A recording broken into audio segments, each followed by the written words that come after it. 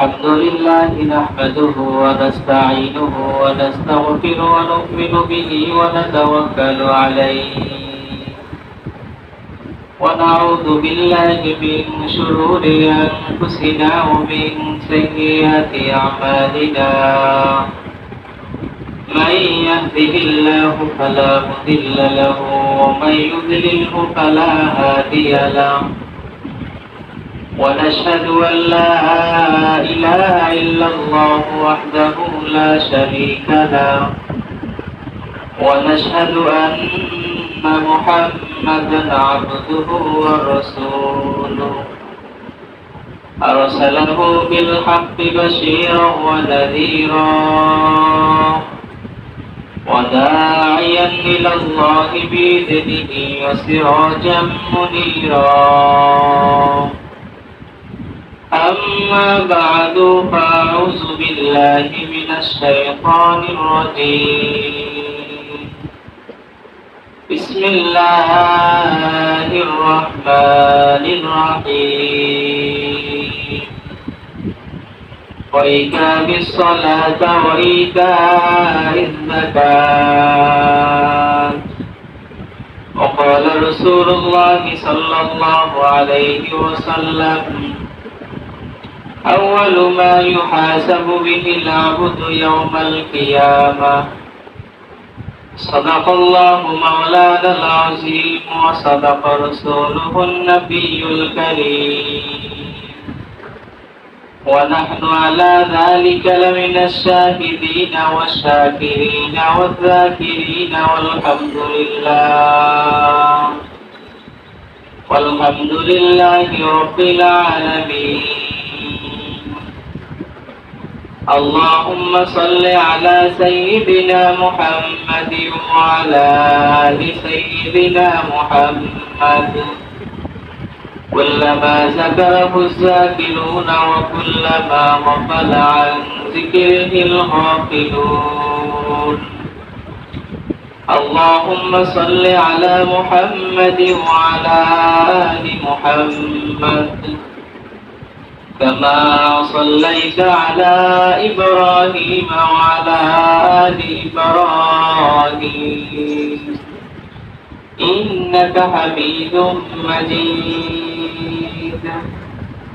اللهم بارك على محمد وعلى آل محمد كما باركت على إبراهيم وعلى آل إبراهيم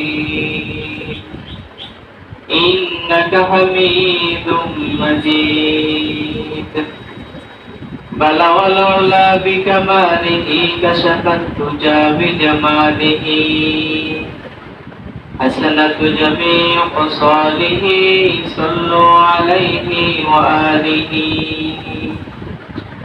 আলহামদুলিল্লাহ রব্বুল আলামিনের কাছে অসংখ্য অগণিত শুকরিয়া যে আল্লাহ পাক রব্বুল আলামিন আমাকে আপনাকে দ্বীনের নিসবতে দাওয়াত ও তাবলীগের নিসবতে কোরআনে কারীমের নিসবতে পবিত্র জুমার দিন রব্বুল আলামিনের ঘরে আসবার বসবার তৌফিক দান করেছেন, এই জন্য বলি আলহামদুলিল্লাহ।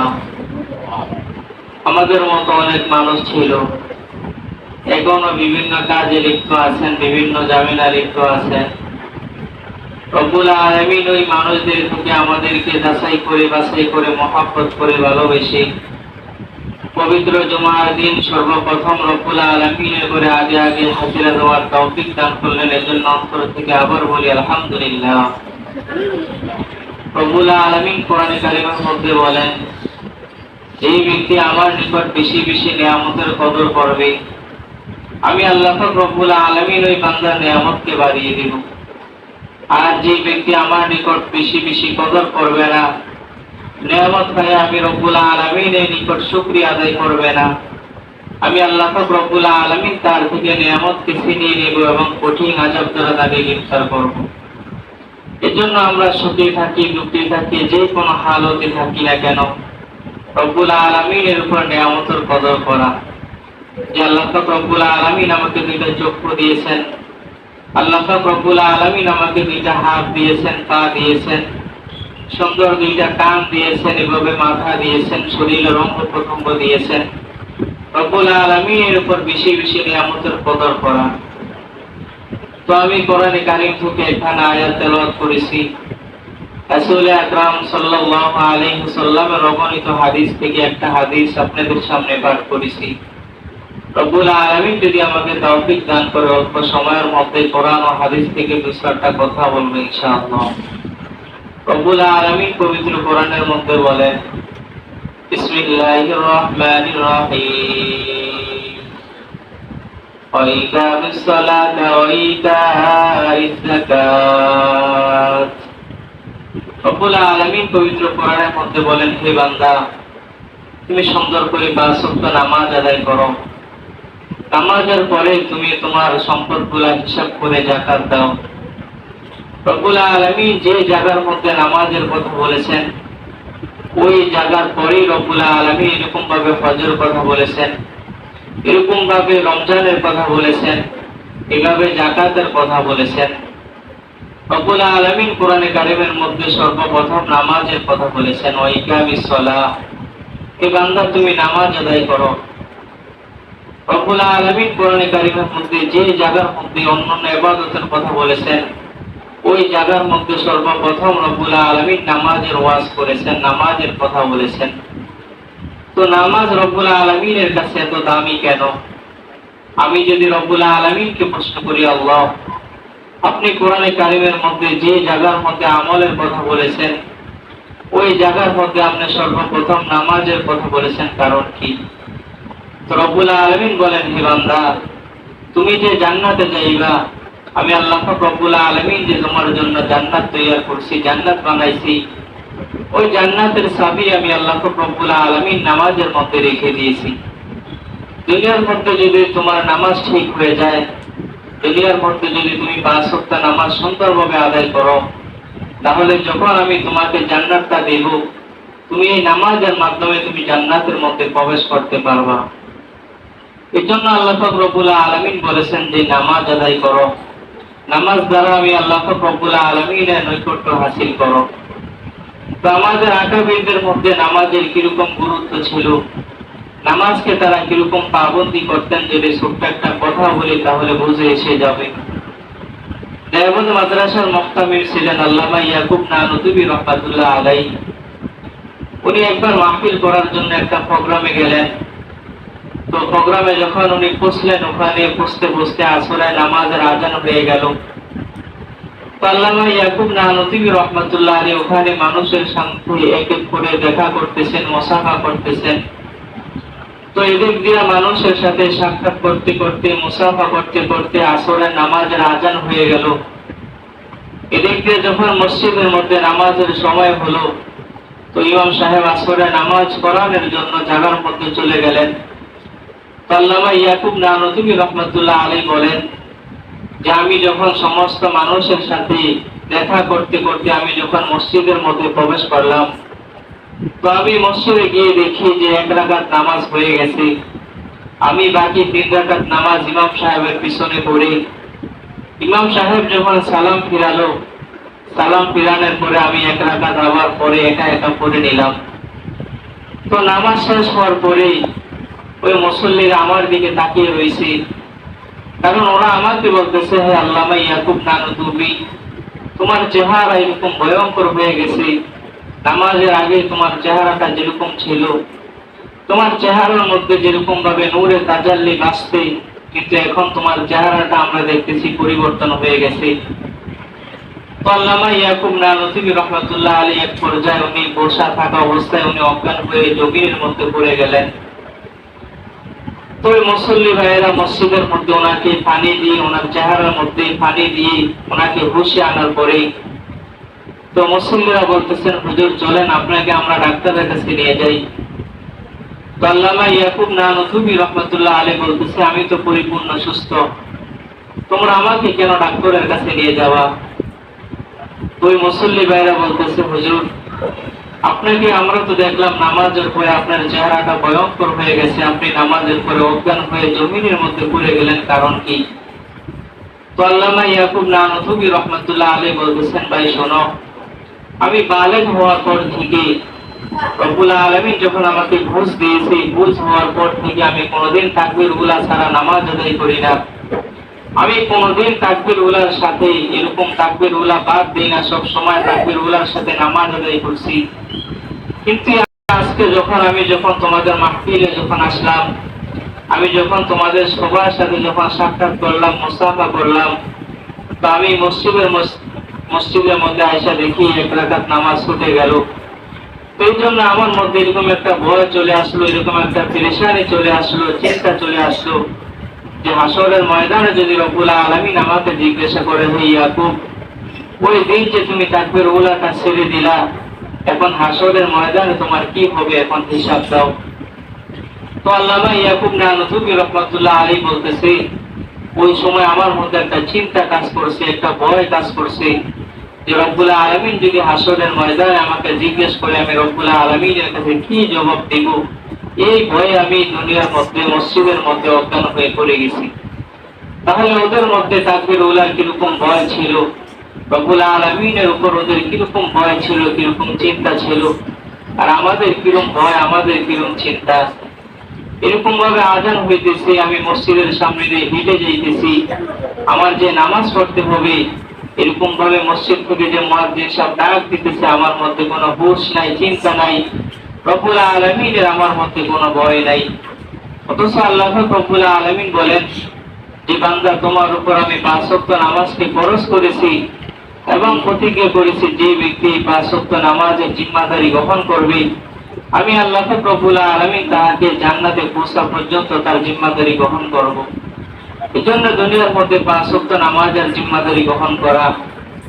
হযরত আশরাফ আলী থানভী রাহমাতুল্লাহ আলাইহি ওনার কিতাবের মধ্যে সুন্দর একটা ওয়াকিয়া এনেছেন যে একজন বাদশা, উনি ওনার ঘরের জন্য এরকম রাজ দরবারের জন্য একটা কাজী দরকার, মানুষ দরকার কাজ করার জন্য। তো উনি যখন একদিন কাজ করার জন্য এরকম একজন বাদীর সন্ধানে বাজারে গেলেন, তো বাদশা যখন এরকম ভাবে বাজারের মধ্যে লোক তালাশ করতেছে কাজের জন্য, তো বাদশা এরকম ভাবে হাঁটতে হাঁটতে পুরাটা বাজার তালাশ করলো, কিন্তু কোনো বাদীকে পেল না, কোনো মানুষকে পেল না কাজের জন্য। তো হঠাৎ বাদশা দেখতেছে একটা মহিলা গোলাম, উনি রাস্তার পাশে বসে আছে। তখন বাদশা ওই মহিলা বাদীকে বলতেছেন, হে মহিলা, তুমি কি আমার ঘরের কাজ করবা? তখন ওই মহিলা গোলাম বলতেছে, হ্যাঁ বাদশা, আমি আপনার রাজ দরবারের মধ্যে আপনার ঘরের কাজ করব। তবে আপনার বাড়িতে যাওয়ার আগে আমার 3টা শর্ত আছে। যদি এই 3টা শর্তে আপনি আমাকে কাজের জন্য নেন তাহলে নেন, যদি আপনি আমার এই 3টা শর্ত মানতে পারেন তাহলে আমাকে কাজের জন্য নিয়ে যান, এছাড়া আমি যাব না, আপনি আমার 3টা শর্ত মানতেই হবে। বাদশা বলতেছে, ঠিক আছে, তোমার 3টা শর্ত তুমি বলো। 1 নাম্বার, ওই বাদী বলতেছে যে বাদশা, যখন মুয়াজ্জিন সাহেব মসজিদ থেকে আজান দিবে, আপনি আজানের সময় আমাকে আমার দ্বারা কোনো কাজ করাইতে পারবেন না। যখন মুয়াজ্জিন সাহেব আজান দেবে, আমি আপনার কাজ ছেড়ে দেব, আমি সুন্দরভাবে রব্বুল আলামিনের হুকুম নামাজ আদায় করব, তারপরে নামাজের পরে আমি আবার আপনার কাজে লিপ্ত হব। 2 নম্বর শর্ত হলো যে আপনি আমাকে দিনের বেলা যত খেদমত দিবেন, সব দিনের বেলা আমি আপনার কাজ করে দেব, কিন্তু রাতের বেলা আমি আপনার কোনো কাজ করতে পারবো না। ওই বাদী বলতেছে যে আমার 3 নম্বর শর্ত হলো আমাকে এরকম একটা ঘর দিবেন, যে ঘরের মধ্যে শুধু আমি থাকবো, আমি ব্যতীত আর কোনো মানুষ থাকতে পারবে না, ওই ঘরের মধ্যে শুধু আমি থাকবো। তো বাদশা বলতেছে, ঠিক আছে, চলো, তোমার 3টাই শর্ত আমি মেনে নিলাম, তুমি চলো। তো বাদশা যখন এই বাদীকে নিয়ে ওনার ঘরের মধ্যে, বাড়ির মধ্যে, রাজ দরবারের মধ্যে চলে গেলেন, তো বাদশা ওনাকে ঘুরে ঘুরে দেখাইতেছে, দেখো, এগুলা হলো আমার রাজ দরবার, তোমার যেই রুমটা পছন্দ হয় তুমি এই রুমটা নিয়ে যাও, তুমি এখানেই থাকবা, এখানেই সবকিছু করবা। তখন ওই মহিলা বাদী রাজ দরবারের মধ্যে ঘুরে ঘুরে দেখতেছেন যে কোন রুমটা সবচেয়ে ছোট, কোন রুমটার মধ্যে এরকম ভাবে পাখা নাই, বাতি নাই, এরকম ভাবে রাজ দরবারের মধ্যে তো অনেক জাগ চমক থাকে, এরকম ভাবে কোন রুম আছে যে রুমের মধ্যে এরকম সৌন্দর্য নাই। এরকম একটা রুম তালাশ করে ওই বাদী মহিলা তালাশ করে বাহির করলেন এবং বাদশাকে গিয়ে বলতেছেন, বাদশা, আমার একটা রুম পছন্দ হয়েছে, ওই যে ওই পাশের রুমটা আমার পছন্দ হয়েছে। তো বাদশা বলতেছে, আমার রাজ দরবারের মধ্যে তো অনেকগুলা রুম আছে, সুন্দর সুন্দর রুম আছে, যে রুমের মধ্যে বাতি আছে, পাখা আছে, তুমি কেন ওই রুম গুলা নিলা না? যে রুমের মধ্যে ময়লা পুরা, এরকম ভাবে মাকড়সার বাসা, তুমি ওই রুমটাকে পছন্দ করলা, কারণ কি? তখন ওই মহিলা দাসী বলতেছেন, বাদশাহ, আমি এই জন্য আপনার রাজ দরবারের ময়লা রুমটা বাহির করেছি, নিযুক্ত করেছি, যে আমি এই রুমটাকে সুন্দর করে পরিষ্কার করে রুমের মধ্যে ইবাদত করব, আর রব্বুল আলামিনের জিকিরের মাধ্যমে রুমকে আমি আবাদ করব, সৌন্দর্য বানাবো। তো বাদশাহ একদিন রাজ দরবারের মধ্যেই এরকম ভাবে মদের আয়োজন করলেন, এরকম ভাবে গানের আয়োজন করলেন, এরকম বাদশাহ সুন্দর সুন্দর মেয়েদেরকে এনে নাচের আয়োজন করলেন। যখন বাদশাহ রাজ দরবারে রাতের মধ্যে আয়োজন শেষ হলো, অনেক ধুমধাম করে আয়োজন হলো। আয়োজন শেষ হওয়ার পর বাদশাহ আয়োজনের পরেই ওনার রাজ দরবার একটু ঘুরে ঘুরে দেখতেছেন যে আমার প্রজারা এরকম ভাবে রাজ দরবারের মধ্যে যারা থাকে তারা কি অবস্থায় আছে, কি হালতে আছে, এটা একটু দেখার জন্য বাদশাহ পুরাটা রাজ দরবার হেঁটে হেঁটে দেখতেছে। তো বাদশাহ সমস্ত রুম গুলা দেখার পরে ওই যে মহিলা বাদে যে রুমের মধ্যে থাকে, ওই রুমের সামনে গিয়ে দেখে যে একটা ঘরের মধ্যে আলো দেখা যায়, বাতি জ্বলতেছে। তো বাদশাহ ঘরের বাহির থেকে ভাবতেছে, এই মহিলা যখন এই ঘরটা নিয়েছে তখন তো ঘরের মধ্যে কোনো বাতির লাইন ছিল না, ঘরের মধ্যে এরকম ভাবে কারেন্টের লাইন ছিল না, কিন্তু আমি এখন দেখতেছি মহিলার ঘরে বাতি জ্বলতেছে, এটা কোথায় থেকে আনলো? এই কারেন্টের লাইন বা এই বাতির লাইন কোথায় থেকে আসলো, আমার একটু দেখতে হবে। তো বাদশাহ তখন বাছাই করে দেখে এই বাতির লাইন সরাসরি আসমানের সাথে জয়েন করা। তো বাদশাহ তখন ওনার বিবিকে এনে বলতেছেন, বিবি দেখো, এই ঘরের মধ্যে আমি কোনো লাইটের ব্যবস্থা রাখি না, এই ঘরের মধ্যে আমি কোনো বাতির ব্যবস্থা রাখি না। এই মহিলাকে যখন আমি এই ঘরটা দিয়েছি, মহিলা আমাকে বলল যে আমার কোনো বাতি লাগবে না, আমি এই ঘরকে আবাদ করবো জিকির দ্বারা, আমি এই ঘরকে আবাদ করবো ইবাদতের দ্বারা। আমি যখন আজকে আমার মদের আড্ডা শেষ করে আমি যখন আমার রাজ দরবার ঘুরে ঘুরে দেখতেছিলাম, তখন দেখতেছি এই রুমের সামনে আমি যখন এসে দাঁড়ালাম, দেখতেছি এই মহিলার সামনে, এই মহিলার রুমের ঘরের মধ্যে একটা বাতি জ্বলতেছে, আর এই বাতির লাইন আসমানের সাথে সরাসরি এরকম ভাবে পড়া। বাদশাহ যখন এই অবস্থা দেখলো, সঙ্গে সঙ্গে মহিলা বাদীকে আবাদ করে দিল, আজাদ করে দিল। তখন ওই বাদী বলতেছেন, হে আল্লাহ, আমি যে দুনিয়ার মধ্যে ইবাদত বন্দেগী করতাম, দুনিয়ার মধ্যে আমি রব্বুল আলামিনকে ডাকতাম, আপনাকে ডাকতাম, ভালোবাসতাম শুধু আপনাকে রাজি খুশি করার জন্য। আমি সারা রাত আমার মনিবের কাজ করতাম, সারাদিন আমার মনিবের কাজ করতাম, রাতের বেলা আমি আপনার কুদরতি পায়ে পড়ে আমি আপনাকে সিজদা করতাম। কিন্তু আজকে যখন আমার মনিব যখন আমার একটা অলৌকিক ঘটনা দেখিয়ে ফেলছে, সুতরাং আমি আর দুনিয়ার মধ্যে বাঁচবার চাই না, আপনি আমাকে দুনিয়া থেকে নিয়ে যান। ওই বাদী যখন এই দোয়াটা করলো, রব্বুল আলামিন সঙ্গে সঙ্গে ওনার দোয়াকে কবুল করে ফেললেন, ওনাকে রব্বুল আলামিন সঙ্গে সঙ্গে মৃত্যু দিয়ে দিলেন। এই জন্য ওদের দিকে যদি তাকানো হয়, ওদের আমলের হালত কিরকম ছিল, ওরা রব্বুল আলামিনের সাথে কিরকম সম্পর্ক করছেন, সম্পর্ক ঘটাইছেন। ওরা যখন কাজের মধ্যে নিযুক্ত হয়েছেন, এই বাদী সরাসরি শর্ত দিয়েছে যে আপনি আমার বেলা দিনে যত খেদমত নিবেন আমার দ্বারা কোনো সমস্যা নাই, কিন্তু রাত্রে আমার দ্বারা আপনি কোনো খেদমত নিতে পারবেন না। বাদী আরো শর্ত দিয়েছে যে যখন আজান হবে আপনার কোনো কাজ আমার দ্বারা আপনি করাইতে পারবেন না। এরকম ভাবে উনি জানে যে আমারও তো রব্বুল আলামিন বানাইছে দুনিয়ার মধ্যে ইবাদত করার জন্য, দুনিয়ার মধ্যে তো রব্বুল আলামিন আমাকে বানাইছে রব্বুল আলামিনের পায়ে সিজদা করার জন্য। তো আমি যদি দুনিয়ার মধ্যেই দুনিয়ার মালিকের কাজ করতে করতে আখিরাতের মালিকের কথা ভুলে যাই, তাহলে তো চলবে না। কারণ দুনিয়ার মালিকের কাজ আমি অল্প কয়েকদিন করতে পারবো, আবার যখন রব্বুল আলামিন যখন আমাকে ডাক দেবে, তখন তো আমার আসল মালিকের কাছে আমার চলে যাইতে হবে। ওদের মধ্যে রব্বুল আলামিনের ভয় ছিল, রব্বুল আলামিনের চিন্তা ছিল। তো রব্বুল আলামিন বলেন, যে ব্যক্তি 5 ওয়াক্ত নামাজের জিম্মাদারি গ্রহণ করবে, আমি আল্লাহ পাক রব্বুল আলামিন তার জান্নাতে যাওয়া পর্যন্ত তার জিম্মাদারি গ্রহণ করব।